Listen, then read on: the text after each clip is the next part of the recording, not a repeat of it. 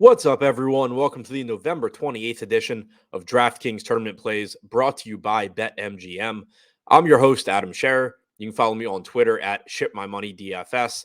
We have a 10-game NBA slate tonight to take a look at. As always, we're going to look at 5 of the top tournament options using the Boom Bust tool on the Stokastic.com website. But first, click the link in the description below. Sign up and make a deposit at BetMGM.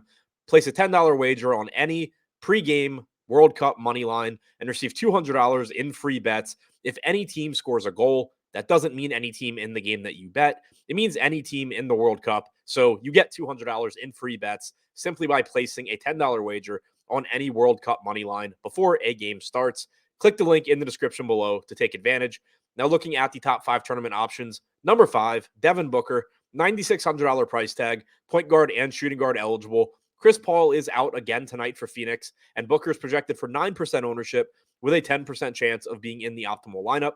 In the games that Booker has played without Paul this season, he's averaged 1.32 DraftKings points per minute in 36.9 minutes per game.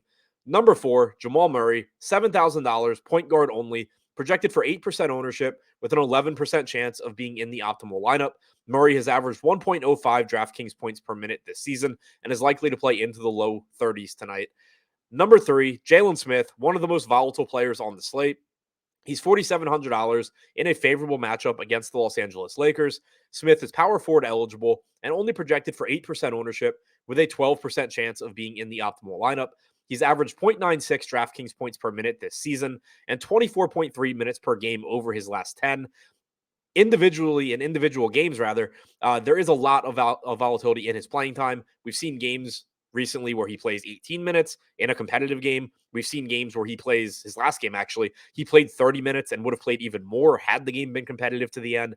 So the playing time is very volatile, but as someone that averages close to a fantasy point per minute, if we could guarantee that he was going to get even 24 minutes here, he would be more popular than he is. And if we could guarantee that he was going to get 27 or 28, he would be one of the most popular plays on the slate. So he is an appealing option to get to at modest ownership, knowing that there is the potential for him to approach 30 minutes.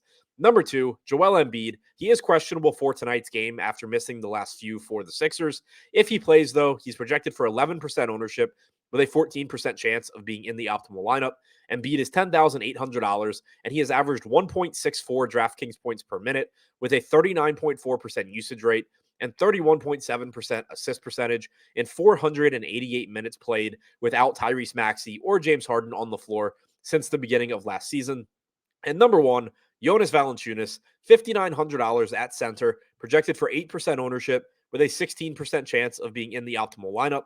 Valanciunas has averaged 1.27 DraftKings points per minute without Brandon Ingram or CJ McCollum on the floor since the start of last season.